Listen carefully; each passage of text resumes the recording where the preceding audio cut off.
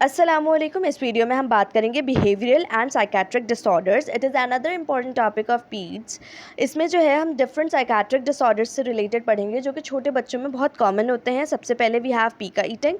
अच्छा, सबसे पहले मैं आपको डिजीज़ पढ़ाऊँगी और at the end scenario read कर दूँगी ताकि आपका कॉन्सेप्ट बन जाए कि आपको किस तरह के BCQs आ सकते हैं। सो पीका ईटिंग क्या होती है? इसमें बच्चा जो है उसे आदत हो जाती है नॉन न्यूट्रिशियस सब्सटेंसेस को खाने की, जैसे कि आपके पास क्ले है, डर्ट, सोप, फिंगर नील्स, कुछ प्लास्टिक मटेरियल, पेंट्स, इस तरह की चीज़ें बच्चे खाते हैं जो कि न्यूट्रिशनल लेस होती हैं, उल्टा हार्मफुल होती हैं। अब इसमें क्या होगा, अगर बच्चा जो है बर्न मैच स्टिक्स खा रहा है तो उसकी वजह से उसे हाइपरकलीमिया हो जाता है because that is a rich in potassiums.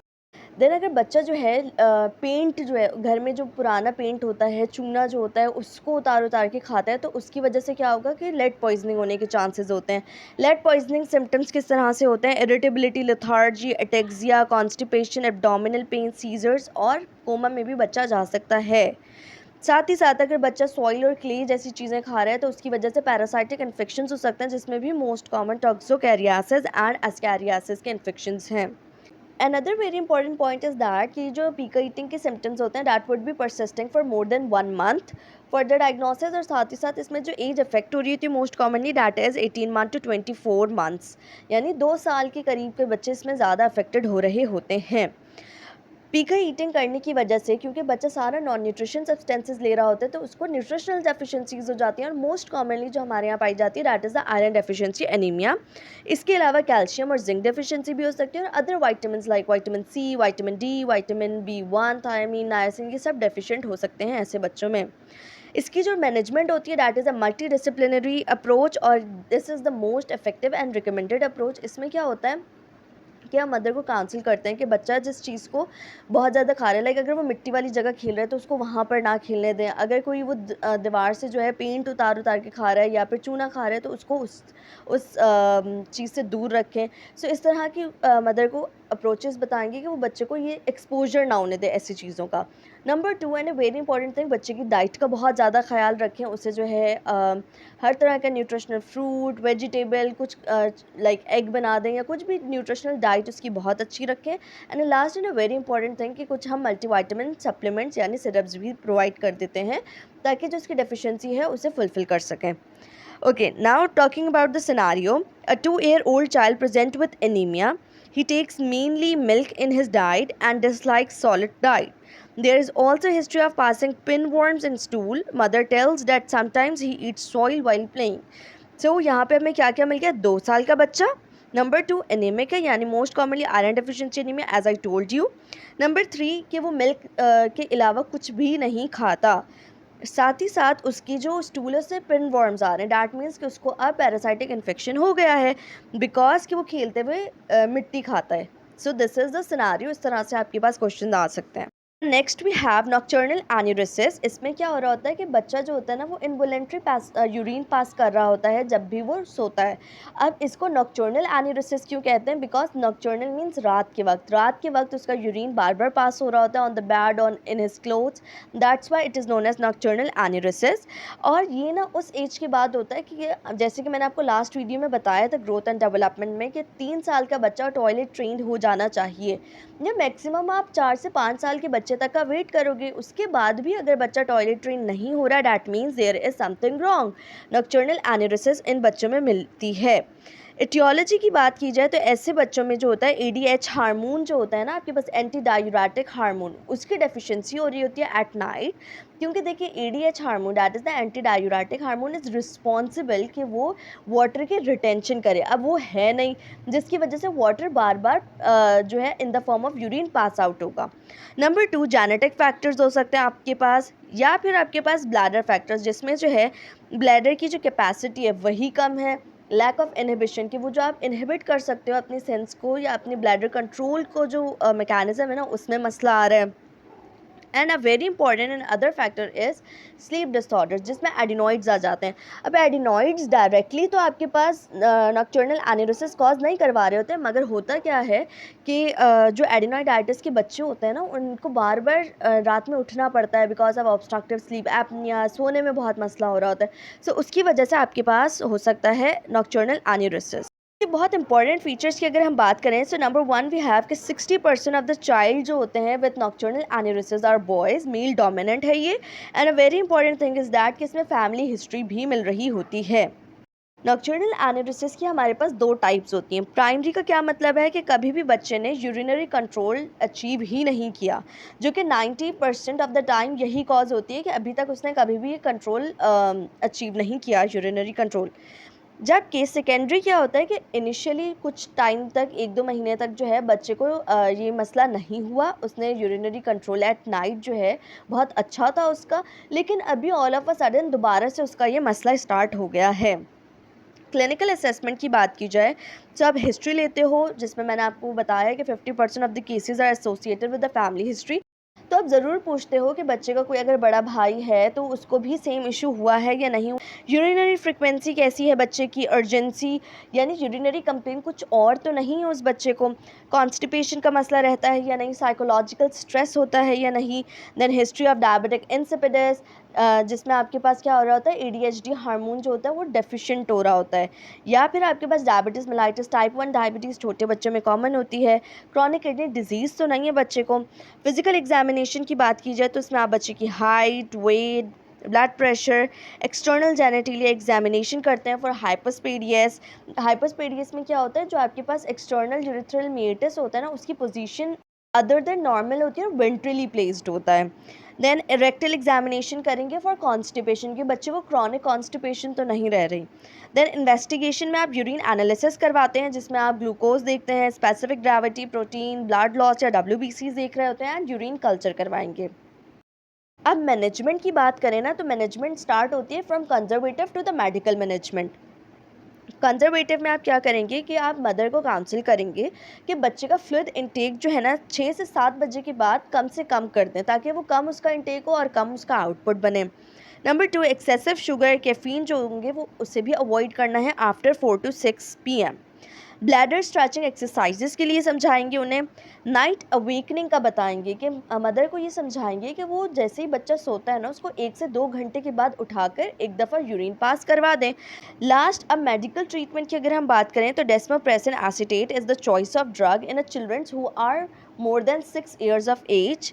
यह आपके पास ADH यानी एंटी डायूरेटिक हार्मोन का एगोनिस्ट होता है, तो इसका काम क्या होगा, वाटर रिटेंशन करवाना। अब वाटर रिटेन्ड हो रहा होगा तो urine output will be reduced. इसकी डोज क्या होती है, 6 साल से बड़े बच्चों में 0.2 to 0.6 मिलीग्राम, और इसे बेड टाइम पे दिया जाता है। इसके अलावा हम ऑक्सीब्यूट्रिन थेरेपी यूज़ कर सकते हैं, जो कि ऐसे केसेस में जो कि डेस्मोप्रेसिन से भी ट्रीट ना हो रहे हो तो तब हम यूज़ करते हैं, अदरवाइज़ बच्चे डेस्मोप्रेसिन से बहुत अच्छे से रिस्पॉन्स कर लेते हैं। अदर ट्रीटमेंट में आपके पास ट्राइसाइक्लिक एंटी डिप्रेसेंट आ जाती है, दैट इज़ द इमिपेरामीन। सिनेरियो को पढ़ लेते हैं। अ 10-year-old boy present with bedwetting. There is no previous medical problem and no recent illness. He is otherwise normal. Urine analysis and culture is negative. He had an older sibling who has anuretic until the age of 12. यानी अब इसमें हमें क्या मिला कि उसका जो Elder sibling है उसे भी सेम इशू रहा है। That means family history is very important for nocturnal enuresis. इसके अलावा कोई और कंप्लेन नहीं होती, सिर्फ और सिर्फ क्या होती है, बेड वेटिंग होती है। सो उसको उसके लिए आप क्लासिकली क्या डायग्नोज करते हैं, दैट इज़ नॉक्टर्नल एन्यूरिसिस। अब नेक्स्ट बात करते हैं एनकोपेरेसिस से रिलेटेड। सो एनकोपेरेसिस क्या होता है, इट इज़ अ कंडीशन जिसमें अब बच्चा जो है रिपीटेडली फीसेस पास कर रहा होता है। अब इसकी वजह में आपके पास कॉन्स्टिपेशन आ सकता है, क्रॉनिक डायरिया आ सकता है, बाउल डिसफंक्शन आ सकता है। There could be so many causes, जिसमें से most importantly constipation and bowel dysfunction होता है। अब इसकी 4 टाइप्स होती हैं। अब मैंने टाइप्स के साथ ही ट्रीटमेंट भी लिखी हुई है। Number 1 we have functional encopresis, जिसमें आपके पास रिपीटेड पैसेज ऑफ फीसेस हो रहा होता है by a child at least 4 years of age. Then we have retentive encopresis या फिर साइकोजेनिक मेगाकेलॉन। ये आपके पास मोस्ट कॉमन कॉज होती है, और इसमें क्या होता है कि बच्चे की बाउल मूवमेंट जो होती है ना वो डिस्टर्ब हो जाती हैं, जिसकी वजह से जो है कॉन्स्टिपेशन होती है और फीकल इम्पैक्शन हो जाती है। इसकी ट्रीटमेंट में हम स्टूल सॉफ्टनर देते हैं, एनिमा देते हैं, लेक्सेटिव्स देते हैं, तो उसकी वजह से जो उसका फीकल इम्पैक्शन की प्रॉब्लम होती है ना वो ठीक हो जाती है। एंड साथ ही साथ आप bowls retraining and dietary changes भी रिकमेंड करते हैं।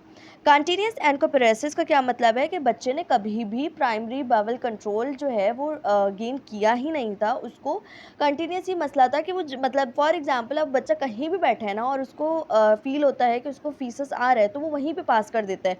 ही has no concept of going to washroom या फिर बाउल कंट्रोल करना, वॉशरूम जाना, ये सारी चीज़ें उसे अभी नहीं आती। तो इसमें हम क्या करते हैं, मदर को समझाते हैं कि बच्चे को टॉयलेट ट्रेनिंग दें। Next we have discontinuous encopresis. इसमें क्या होता है कि बच्चे ने बाउल कंट्रोल जो है वो डेवलप कर लिया है, but in case of psychological stress कि कोई भी उसको टेंशन होती है, डरता है, फियर की वजह से जो है ना उसका स्टूल पास हो जाता है, तो इसमें आप साइकोथेरेपी देते हैं सिर्फ। टॉयलेट फोबिया भी होता है कुछ बच्चों को, तो इसमें आप क्या मदर को समझाते हैं, डिसेंसिटाइजेशन स्टेप्स लें। अब बात करते हैं सिनेरियो की। So we have a 5-year-old girl present with complain of swelling. Her parents has separated when she was 2 years old. She was not toilet trained. There is often on history of constipation. तो इसमें क्या है कि बच्ची toilet trend ही नहीं है। That means कि it is continuous एनकोप्रेसिस, उसको कभी भी ट्रेनिंग नहीं हुई, उसका कभी भी बाउल कंट्रोल डेवलप नहीं हुआ। और इसमें एक और हिस्ट्री जो है हमें मिल रही है कि उसे जो है on and off history of constipation भी है, यानी उसका बाउल डिस्टर्ब भी है। We have attention deficient hyper activity disorder. इसमें क्या हो रहा होता है, बच्चा इतना ज़्यादा इम्पल्सिव हो रहा होता है कि वो जो है किसी भी चीज़ पे एक टाइम पे ध्यान ही नहीं दे पा रहा होता है। इसके कैरेक्टरिस्टिक फीचर्स क्या क्या होते हैं, short attention span, distractibility, poor impulse control and marked over activity. इसके जो प्रीडिस्पोजिंग फीचर्स होते हैं उसमें क्या क्या जाता है, mental retardation, acquired brain injury, psychological stress and intolerant parents. Prevalence इसका 3 to 7% होता है। जेंडर की बात की जाए तो ये मेल डोमिनेंट डिजीज़ है, लड़के जो होते हैं वो ज़्यादा अफेक्टेड होते हैं। और काफ़ी रिसर्चेस इस चीज़ को क्लेम करती हैं कि जो आपके पास ADHD के बच्चे होते हैं उनका ब्रेन 3 to 4% स्मॉलर होता है than the normal childrens. Pathophysiology की बात की जाए तो ADHD में 2 न्यूरोट्रांसमीटर्स का मेजर रोल है, that are dopamine and norepinephrine. ये दोनों न्यूरोट्रांसमीटर्स जो होते हैं ये अटेंशन और इम्पल्स कंट्रोल के लिए रिस्पॉन्सिबल होते हैं। इनकी जो है अगर इनका जो है डिक्रीज लेवल्स जो होते हैं will lead towards this condition. तो इसका मतलब ये है कि हम ट्रीटमेंट में यही ड्रग्स देते हैं, ठीक है। और इसमें जो ब्रेन का रीजन इन्वॉल्व हो रहा होता है that is the pre frontal cortex and basal ganglia. Sign and symptoms of ADHD की बात की जाए तो number 1 we have in attention, जिसमें आपके पास क्या होती है कि बच्चे को ना फोकस करने में मसला होगा, एक चीज़ पे वो ध्यान या तवज्जो नहीं दे पाएगा, इजीली डिस्ट्रैक्ट हो जाएगा, कोई भी इंस्ट्रक्शन फॉलो नहीं कर पाएगा, कोई कमांड फॉलो नहीं करेगा, कोई टास्क नहीं करेगा, फॉरगेटफुलनेस हो रही होगी। Next we have hyper activity. Hyper activity में क्या होगा, बच्चा बहुत ज़्यादा रेस्टलेस हो रहा होगा, देन साथ ही साथ उसे जो है ना एक जगह बैठे रहने में, एक जगह फोकस करने में मसला होगा, और एक्सेसिव रनिंग और क्लाइंबिंग जैसी एक्टिविटीज़ बहुत ज़्यादा करेगा और बहुत ज़्यादा बातें करेगा, यानी उसकी हर चीज़ ना एक्सेसिव होगी।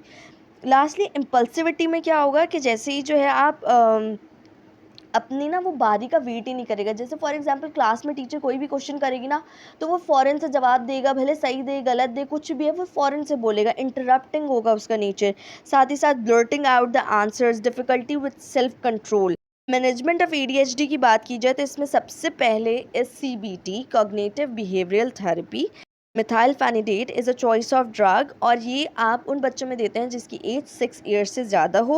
इसके अलावा आप TCA यानी ट्राईसाइक्लिक एंटी डिप्रेसेंट दे सकते हैं, जिसमें आप इमिप्रामाइन दे सकते हैं। सिनेरियो पढ़ लेते हैं। A 7-year-old boy is always very active. In school he is disruptive. His teacher says that he is easily distracted and routinely fail to complete both homework and classwork. At home he also has difficulty in completing tasks. He is very talkative. He don't have any neurodevelopment disorder. So वो सारे उसके जो inattentive, hyperactive, impulsive के सारे features हैं जो कि इस बच्चे में मिल रहे हैं।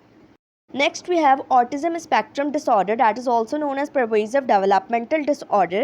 Autism एक ऐसा न्यूरोलॉजिकल डिसऑर्डर है जिसमें बच्चे को 3 क्लासिकल फीचर्स होते हैं उस बच्चे में। Number we have impairment in social interaction, बच्चा सोशली इंटरेक्ट नहीं कर पा रहा होता। इम्पेयरमेंट इन कम्युनिकेशन, ना वो सोशली इंटरेक्ट करता है, ना वो बात करता है, ना वो दोस्त बनाएगा, यहाँ तक कि उसके अपने बहन भाइयों से भी नहीं बन रही होती। And last and important thing is that restricted, repeated and stereotyped of behaviour, मतलब वो ना खुद को इतना रिजिस्ट रखता है कि फॉर एग्जांपल अगर कोई बार बार उसको अप्रोच भी करता है तो वो उसको मना ही करेगा। टियोलॉजी की अगर बात की जाए तो इसकी कोई नोन कॉज नहीं होती। लाइक जैसे हमने एडीएचडी में बात की कि डोपामीन, एपिनेफ्रिन का नॉर एपिनेफ्रिन का रोल हो सकता है, यहाँ पर हमें नहीं पता कि क्या वजह है इसकी एसोसिएशन है एक सिंड्रोम के साथ, that is the fragile x syndrome. Management की बात की जाए तो हमारा जो प्राइमरी गोल ऑफ ट्रीटमेंट होता है वो ये होता है कि बच्चे की ओवरऑल एक्टिविटी, कम्युनिकेशन स्किल्स को इम्प्रूव किया जा सके, वो दूसरे बच्चों के साथ इंगेज्ड हो एटलीस्ट। सो इसमें हम इंटेंसिव बिहेवियरल थेरेपी देते हैं जो कि 3 साल से छोटे बच्चों में ही स्टार्ट हो जानी चाहिए। स्पीच थेरेपी, ऑक्यूपेशनल थेरेपी दी जाती है इन बच्चों को, और मेडिसिन में मिथाइलफेनिडेट और क्लोमिपेरामाइन दिया जाता है। Let's read about the scenario. A 5-year-old boy presents with complaint that he is not behaving properly. His speech is delayed, he avoids contact with others, and he does not play with his siblings as well. Next we have tic disorder. Tic disorder से related अगर हम बात करें ना तो इसमें क्या होगा कि रिपीटेड मूवमेंट्स होती हैं। लाइक फॉर एग्जांपल कुछ बच्चे होंगे जो बार बार अपना कंधा हिला रहे होंगे, या नेक जर्किंग मूवमेंट्स कर रहे होंगे, या बार बार अपने चिन के आगे हाथ लगा रहे होंगे, मतलब उनको ना कोई इस तरह की वो रिपीटिव मूवमेंट्स कर रहे होते हैं। या बाज़-औक़ात कुछ आवाज़ें भी बच्चे निकालते हैं जो कि आपके पास टिक डिसऑर्डर में कैरेक्टराइज्ड होती हैं। So what is tic disorder? इसमें sudden, rapid, recurrent, non rhythmic movements होती हैं। Either it could be a motor या फिर वोकल। मोटर में आपको क्या क्या मिल सकती हैं? ब्लिंकिंग, बार बार आंखें झपकाना, neck jerking, shoulder shrugging, extension of the extremities. या फिर आपके पास सिंपल वोकल टिक्स भी हो सकती हैं। वोकल टिक्स में क्या हो जाती है? थ्रोट क्लियरिंग, स्निफलिंग, कफिंग, जो कि आपके पास meaningless sounds and noises create कर रहे होते हैं इस तरह के बच्चे। इसका जो है एक एसोसिएशन है that is with Tourette syndrome. It is characterized by multiple fluctuating motor and vocal tics with no obvious cause. वजह नहीं पता हमें, बस बच्चे में मोटर और वोकल टिक्स मिल रही हैं और ये जो होंगी टिक्स परसिस्ट करनी होंगी फॉर मोर देन 1 ईयर। इसका जो है आपके पास ऑनसेट ऑफ एज जो है that is 4 to 6 years of age, and it is also associated with some other kind of psychiatric disorders like obsessive compulsive disorder or attention deficit hyperactivity disorder. Treatment की बात की जाए the most effective medication is dopamine blockers, जिसमें आप टेट्राबेनाजीन दे रहे होते हैं। इसके अलावा आप क्या क्या दे सकते हैं? पाइमोजाइड दे सकते हैं, रेजरपेरिडोन दे सकते हैं, और अल्फा 2 एगोनिस्ट जिसमें क्लोनिडीन आ जाता है। Lastly we have anorexia nervosa and bulimia nervosa. Simple सी चीज़ है ये। एनोरेक्सिया नर्वोसा का मतलब है खाने से डरना, और बुलिमिया नर्वोसा का मतलब है ज़्यादा खाना खाना। तो दोनों एक दूसरे के ऑपोजिट डिसऑर्डर्स हैं। मतलब एनोरेक्सिया नर्वोसा जो होता है ना, ऐसे इंडिविजुअल्स में हो रहा होता है, और ये दोनों डिसऑर्डर्स गर्ल्स डोमिनेंट होते हैं। सबसे पहली बात कि गर्ल्स डोमिनेंट होते हैं। दूसरी most important point is that कि इसमें एनोरेक्सिया नर्वोसा में जो फीमेल्स होती हैं उन्हें ये डर होता है कि वो वेट गेन ना कर लें, बहुत ज़्यादा उनका वज़न ना बढ़ जाए। हालांकि वो इसी चक्कर में बिल्कुल भी कुछ नहीं खा रही होती और उनका वेट जो है लेस देन 85% होता है of expected from their height. इसमें जो होगा आपके पास एमेनोरिया भी मिल रहा होता है इन फीमेल्स में, और जब भी एनोरेक्सिया नर्वोसा की आपके पास कोई सिनेरियो आएगा तो उसमें एमेनोरिया का ज़रूर जिक्र मिलेगा। इसके साथ साथ bradycardia, low BP with pronounced postural drop, long QT interval arrhythmias मिलते हैं, हाइपोथर्मिया, हाइपोकैलेमिया, हाइपोनेट्रीमिया, यानी इनमें इलेक्ट्रोलाइट इम्बैलेंस मिल रहा होता है। अब हाइपोकैलेमिया हो रहा है, हाइपोनेट्रीमिया हो रहा है, जिसकी वजह से ईसीजी पे लॉन्ग क्यूटी इंटरवल मिलेगा आपको। इसमें जो है पेशेंट का बीपी ड्रॉप कर रहा होगा, ब्रेडिकार्डिया मिल रहा होगा, हाइपोटेंसिव मिल रही होगी। सो ये क्यों मिल रहा है? क्योंकि उसकी डाइट अच्छी नहीं है, इसमें इलेक्ट्रोलाइट इम्बैलेंस हो रहे हैं। बुलिमिया नर्वोसा क्या है? Episodes of binge eating. दोनों ही साइकेट्रिक डिसऑर्डर है। ज़्यादा खाना या कम खाना दोनों ही सेहत के लिए अच्छा नहीं होता, तो इसमें आपने पेशेंट को साइकोथेरेपी रिकमेंड करनी होती है। तो this is all about behavioural and psychiatric disorders in peds. Hope so सारी चीज़ें मैंने अच्छे से समझाई होंगी। Thank you so much for watching brain booster medicos. Do subscribe it. जज़ाकल्लाह।